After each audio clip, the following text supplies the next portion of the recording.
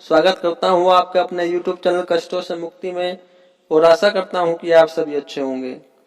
इस वीडियो में हम माता रानी के तृतीय स्वरूप जिनको चंद्रघंटा देवी जी के नाम से जानते हैं उनके बारे में बताना चाहूँगा कि माता रानी का नाम चंद्रघंटा क्यों पड़ा।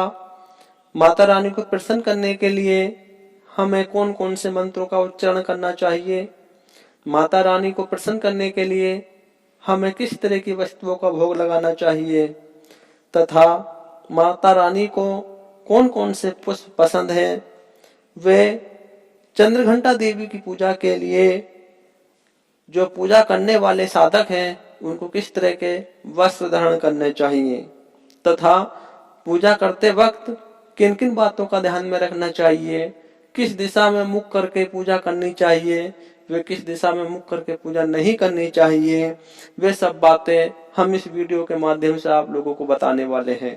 तथा जो सुहागिन स्त्री होती हैं उनको अखंड सौभाग्य की प्राप्ति के लिए माता रानी को क्या चीजें समर्पित करनी चाहिए जिससे माता रानी प्रसन्न होकर अखंड सौभाग्य के वरदान देती हैं।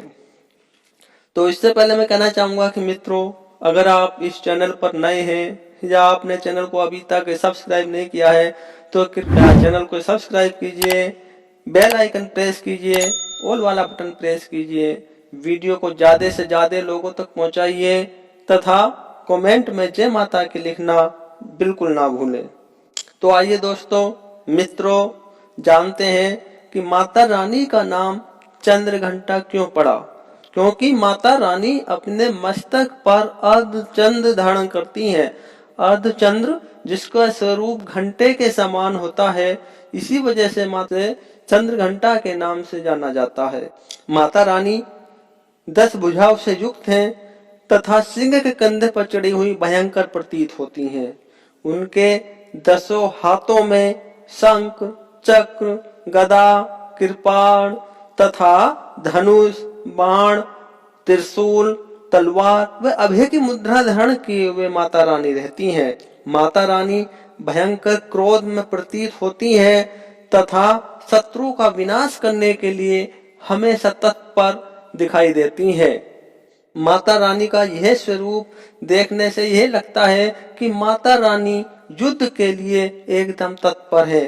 जहां पर दुष्टों के लिए माता रानी के नेत्रों में क्रोध नजर आता है, वहीं पर भक्तों के लिए माता रानी के नेत्रों में लालिमा दिखाई देती है। वह सौम्य रूप माता का दिखाई देता है क्योंकि माता रानी भक्तों को वरदान देने के लिए, वे फल इच्छा का वर देने के लिए हमेशा तत्पर इस रूप में नजर आती हैं।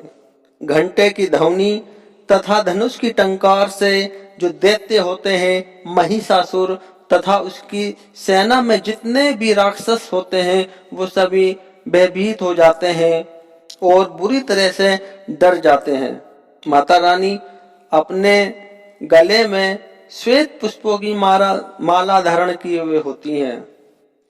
क्योंकि सिंह का जो रंग है वो कुछ पीले कलर का होता है, पीले रंग का होता है, तो इस दिन पीले तथा लाल रंग के वस्त्र भक्तों को धारण करने चाहिए। माता रानी को श्वेत व लाल पुष्प माता रानी को समर्पित करने चाहिए, जिसमें श्वेत कमल तथा लाल रंग का हम गुलाब भी माता रानी को समर्पित कर सकते हैं। अगर हम भोग के बारे में बात करें तो माता रानी को हल्का पीला कलर का भोग पसंद है, जिसमें खीर अति उत्तम है। इसी के साथ साथ हम माता रानी को दही व मिश्री का भोग भी लगा सकते हैं। पूजन करने से पहले माता रानी को हो सकता है तो केसर जल में डाल लीजिए। केसर के जल से माता रानी को स्नान कराए, धूप, दीप, नैवेद्य तथा अक्षत माता रानी को समर्पित करें और उसके बाद माता रानी का मंत्रोच्चारण के साथ में पूजा करें। पूजा का मंत्र है ओम देवी चंद्रघंटाय नमः। देवी का मंत्र इस प्रकार बोलना है, ओम देवी चंद्रघंटाय नमः। ये कम से कम 11 बार मंत्र का उच्चारण करना चाहिए तथा अधिकाधिक माँ भगवती का यह मंत्र भक्त लोग अपनी श्रद्धा अनुसार जप कर सकते हैं। इसी के साथ साथ हमें श्रद्धा पूर्वक माता रानी की प्रार्थना करनी चाहिए।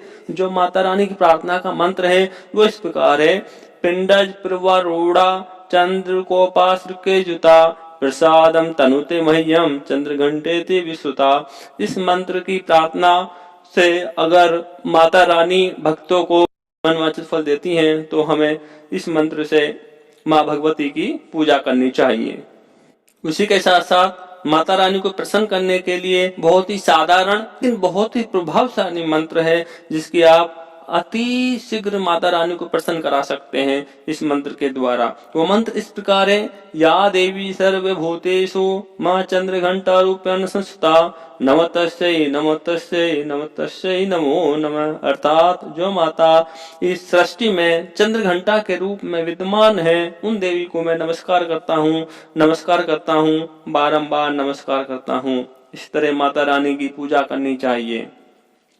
पूजा करते वक्त ये ध्यान रखना चाहिए कि जो पूजा करने वाले का मुख है वो दक्षिण दिशा की तरफ ना हो। जी हाँ मित्रों, दक्षिण दिशा में मुख करके अगर पूजा की जाती है तो उस पूजा का कोई फल नहीं मिलता है। इसी वजह से दक्षिण दिशा की तरफ मुंह करके पूजा नहीं करनी चाहिए। इसी के साथ साथ जो सुहागिन स्त्रियां हैं, महिलाएं हैं, उनको माता रानी को श्रृंगार का सामान व सिंदूर माता रानी को समर्पित करना चाहिए, जिससे माता रानी प्रसन्न होती हैं और अखंड सौभाग्य का वर प्रदान करती हैं। इस तरह से पूजा करते हुए माता रानी की आरती करनी चाहिए व क्षमा याचना करनी चाहिए तथा वर मांगना चाहिए कि माता रानी मेरे और मेरे परिवार वालों पे अपनी कृपा दृष्टि हमेशा बनाए रखें।